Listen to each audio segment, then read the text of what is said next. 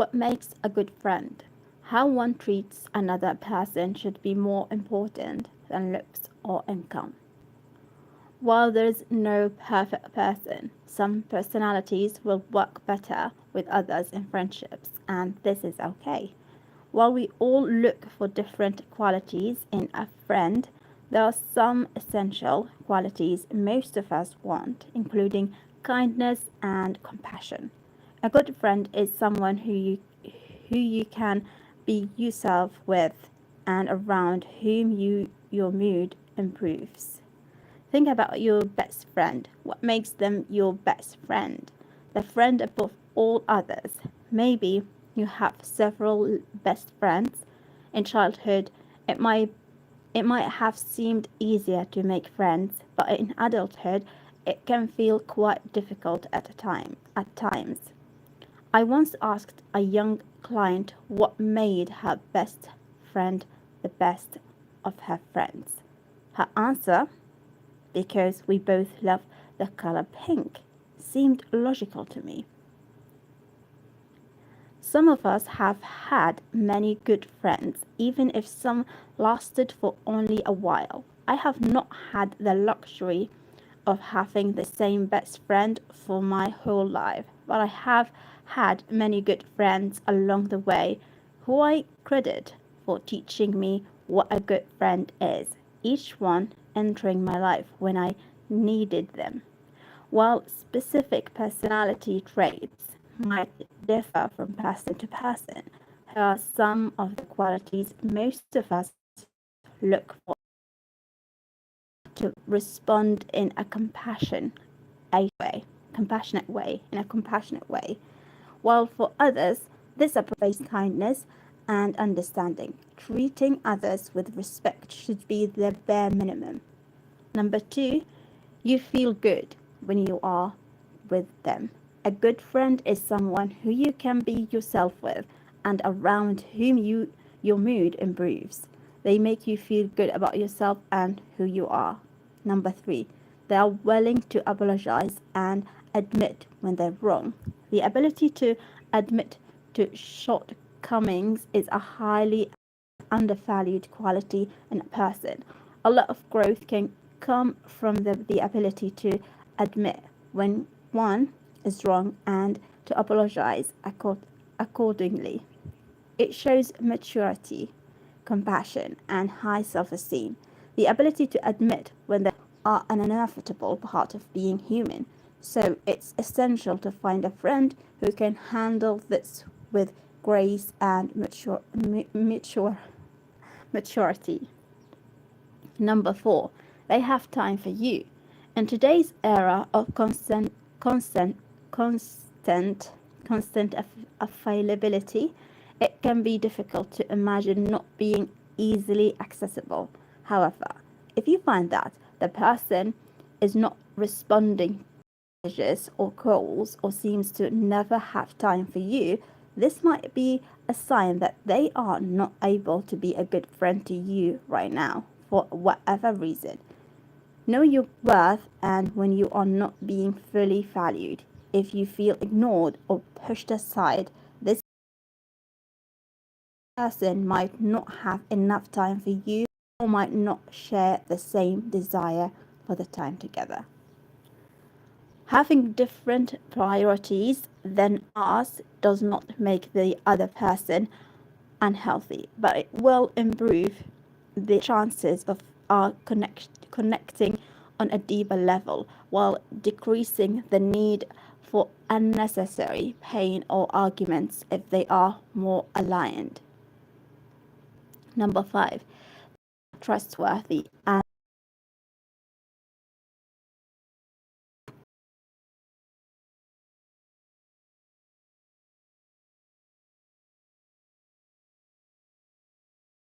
they will follow through and you can rely on them. Wow, 5 minutes. So I'm gonna go to and read another articles, which is this one. To maintain long-term connections. Essential friendship traits fall into three general categories, each representing a critical aspect of rational behavior. Everyone brings a different level of 13 essential traits to their relationships. Trustworthiness is often the make or break element in any interpersonal relationship. Some people have an easier time establishing and maintaining friendships than others, and some of us long for closer friendships or try to figure out why an existing or promising relationship fizzled out. In these cases, we may jump fast to judge a friend's behavior rather than our own. Perhaps we forget that relationships rely on mutual interactions. It is important then to examine our own contribution to the dynamics of a friendship. It is only our own behavior that we can change, and there are certain personal characteristics it is essential to cultivate.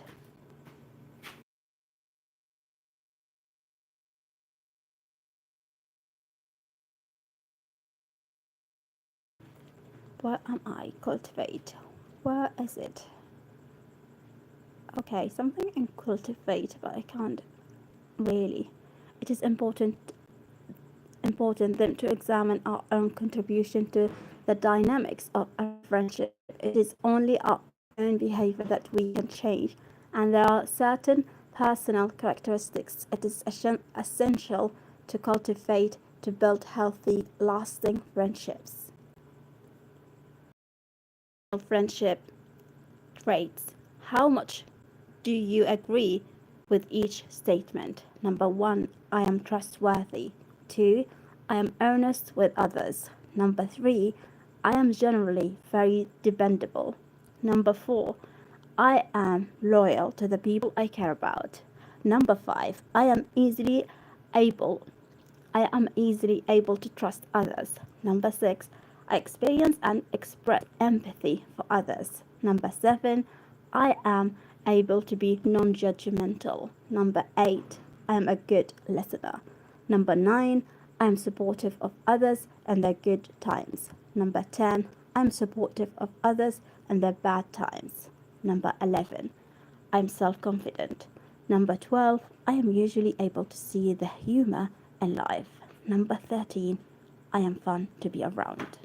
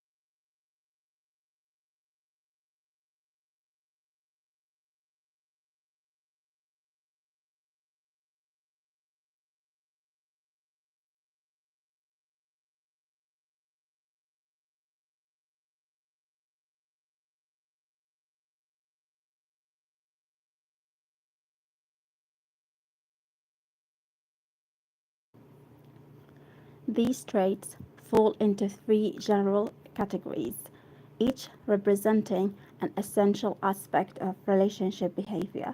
If you find that you disagree with many of the statements, you may struggle to develop meaningful, lasting friendships. Below is a description of how each trait influences relationships, organized by the realm of behavioral expectations in which it falls. It falls. Realm. Well, let me check it. Realm, not realm. Realm of behavioral expectations in which it falls. Traits of integrity. Integrity.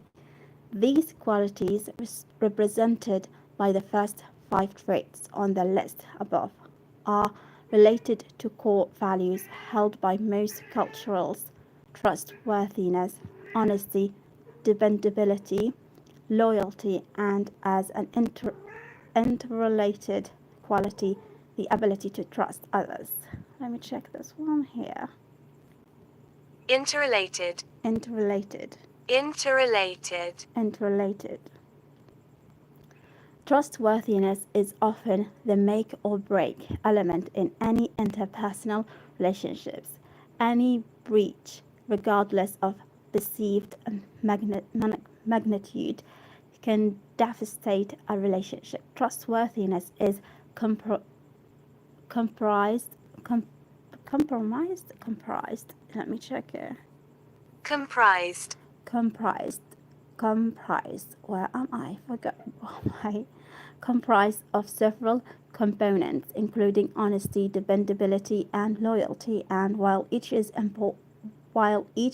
important to successful relationships, honesty and dependability have been identified as the most vital in the realm of friendships.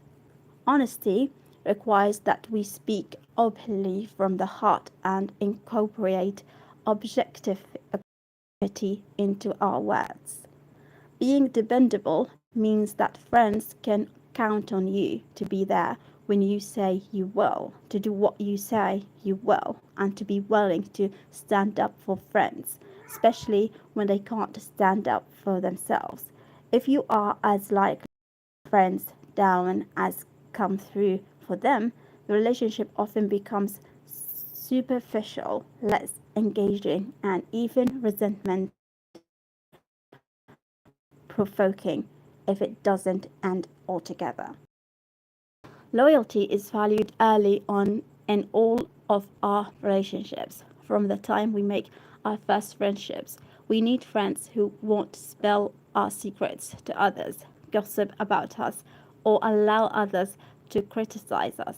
Being able to trust another person involves being comfortable with vulnerability. If you have difficulty sharing your authentic self with a friend, it is doubtful your friend will be easily willing to do this for you.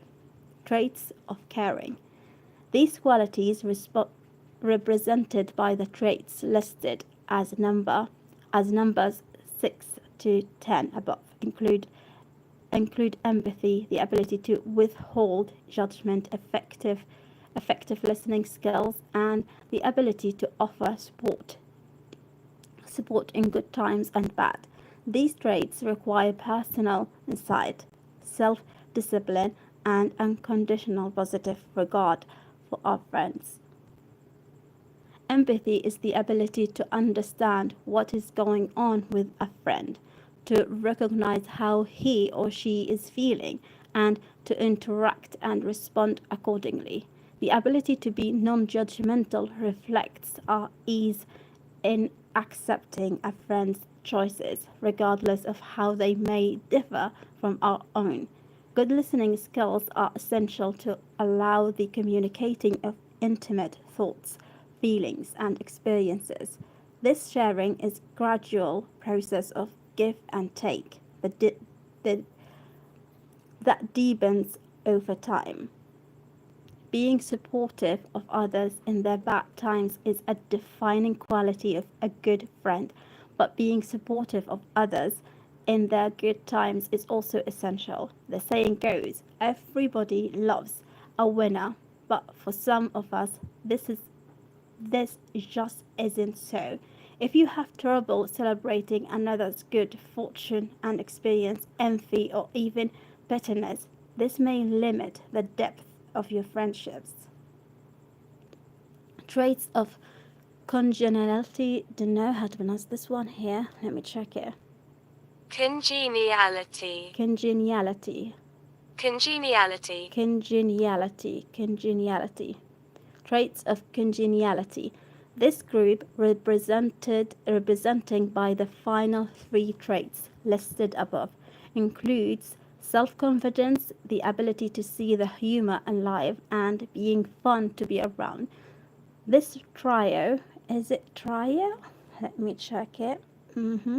Trio. Trio. Where am I? Forgot. This trio of traits has also been associated with overall well-being and happiness in life. Self-confidence is an appealing characteristic in any friend and may even be contagious when we are in the company of self-confident individuals. We typically feel our own confidence rise. People who are fun to be around are better company than friends who walk around with a dark cloud hanging over their heads.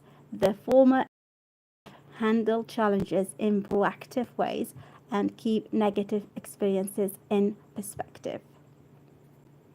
People who have the ability to see the humor in life help us deal with the curveballs. What is this?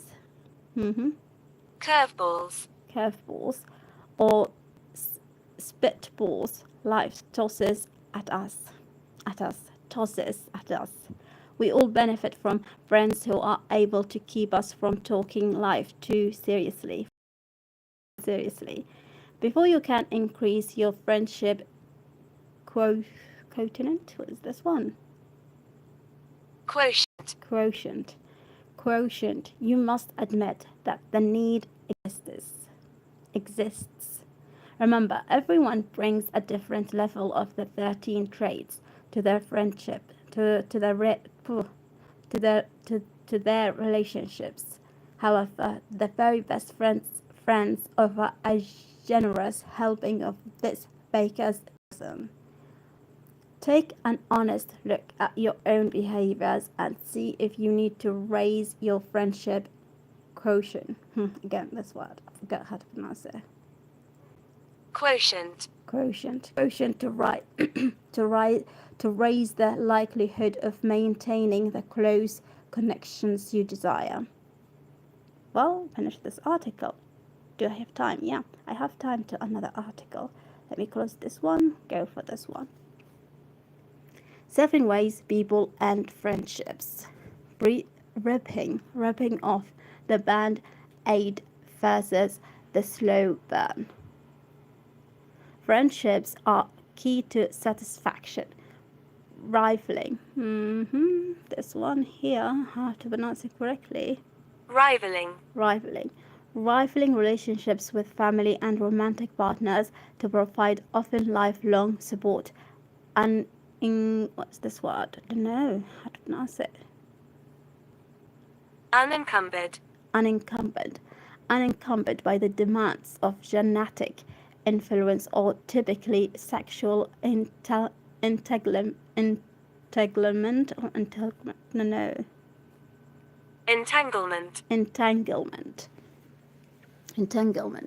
Friendship defined by what is this name? Don't know. Who is this exactly?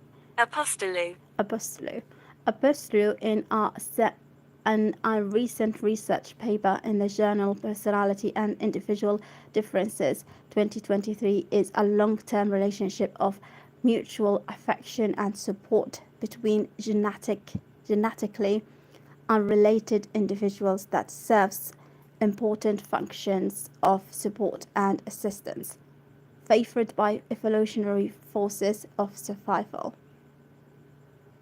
Friendships provide family and partner-like support during times of stress and mindfulness, going beyond practical interdependent interdependence to create a bond based on close attachment, forming the basis of a tight-knit community. In addition to support, friendship also serves to stave off loneliness, shown to be detrimental to well-being as a way to promote the search for a mate and to advance personal goals through a collaborative effort. On that last point, nowadays, more than ever, the critical role of relationships in business development has become ever clearer. Rubbing off the band-aid versus the slow burn. With an interest in studying specific strategies people use to end friendships, Apostolo, I think, notes that there are two big buckets: immediate termination and gradual termination, each with pros and cons. The benefits of immediate termination is that whatever negatives there are in being friends stop immediately, but there is a risk of consequences, including conflict, retaliation, I think. Let me check it.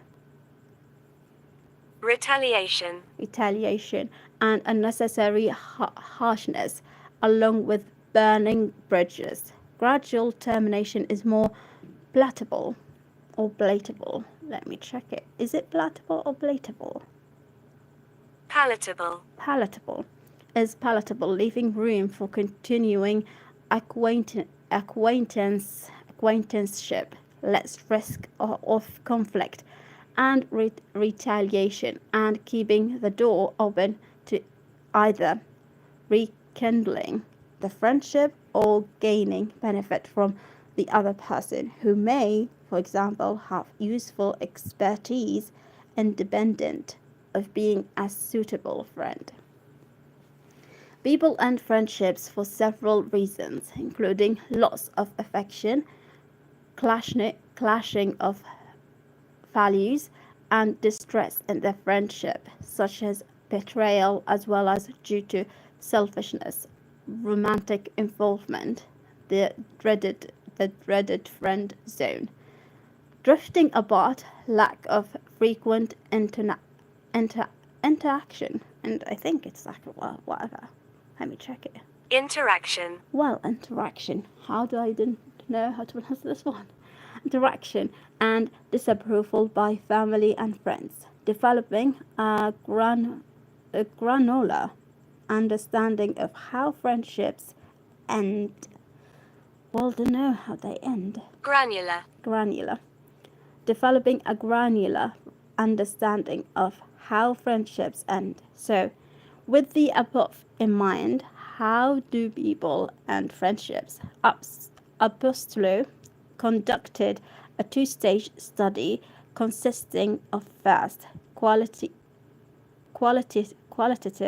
narrative research with 225 people who were asked to discuss how they went about ending friendships. Their narratives were then analyzed to identify common factors. This was followed by a quantitative stage in which the factors found were analyzed with a fresh group of 469 people to identify and refine the core strategies. There were 7 overarching or aching, I think it's aching, something like this. Overarching strategies comprised of 43 distinct and sometimes overlapping actions designed to bring friendships to an end. Number 1, stop spending time with him or her. Stopping spending time, stopping calling, cutting the person out of future plans, avoiding seeking to go out with them, stopping looking for them, stopping contacting them, meeting less often meeting less, often being unavailable to meet, minimizing direct and indirect communication as much as possible, ceasing to share thoughts, problems, or secrets with them. This one, how to pronounce it? Ceasing. Ceasing to share thoughts, problems, or secrets with them. Number 2, have a talk. Telling them honestly why, stating they wanted to end the friendship, having a civilized, I don't know how to pronounce it. Let me check it. Civilized. Having a civilized conversations, explaining why views and characters no longer match, stating the friendship no longer could continue, stating the reasons for the need to distance oneself, telling them they are not happy with the friendship any longer and it is not a good idea to continue, seeking a one-on-one meeting to explain why the friendship is not progressing, clearly sharing concerns, texting or emailing the reasons the friendship was ending. Number 3, make communication more formal. Tone, contacting only on special colder. Number 4, talk badly to former friends. Using bad language to explain why they didn't want to be friends anymore, ending friendship by talking badly. For example, being mean, being abrupt with him or her, telling mutual friends about displeasure with the friend, hoping they would spread the word. Number 5, make excuses to avoid her or him, not accepting invitations, saying they were busy, making excuses not to meet, responding to messages after a long delay, and failing to answer phone calls, emails, or texts. Number 6, gradual fade out. Indirectly distancing oneself and attempting to distance oneself slowly and finding ways to pull back in a roundabout way. Number 7, ghosting, disappearing without explanation, cutting off contact, cutting off every line of communication, not talking with him or her again, unfriending or blocking on social media, avoiding going to places where they might meet, avoiding the person directly, showing indifference to the person upon making contact. Further analysis showed that gradual termination was the most common strategy used, grounded in communication becoming more formal, with gradual fade out and spending time together, followed by talking about it. Immediate termination was the less common approach, based on ghosting, talking badly to the person, and finding excuses to avoid them. Okay, what is this word? Compartmentalization, interacting with the person in limited contexts only, was identified as a possible fourth strategy, potentially a form of gradual termination. Personality traits influenced the likelihood of using different strategies to end friendships. More agreeable people were more likely to use gradual termination. Those more conscious, don't know how to pronounce it. Conscientious, consciousness, don't know, were less likely to ghost or just stop spending time together, and more extroverted individuals were more likely to talk about ending the friendship. Okay. The only sex difference uncovered was the men were more likely to use talk badly strategies than women, while older individuals were more likely to use avoidant approaches like ghosting and finding excuses to steer clear. Further considerations. Future research can further explore the important questions surrounding why and how people end friendships, following up on key questions such as which strategies are most effective under that circumstances, whether people tend to start off softer and up the innate. Is it innate?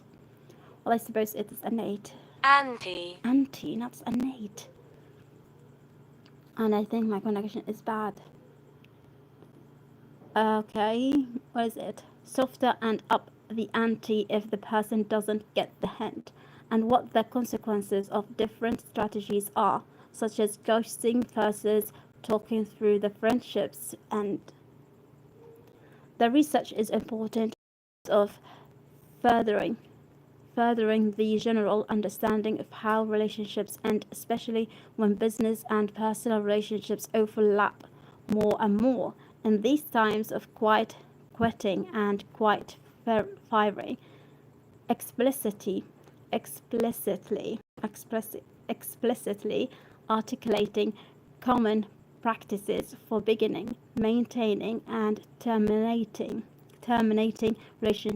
relationships takes on particular relevance.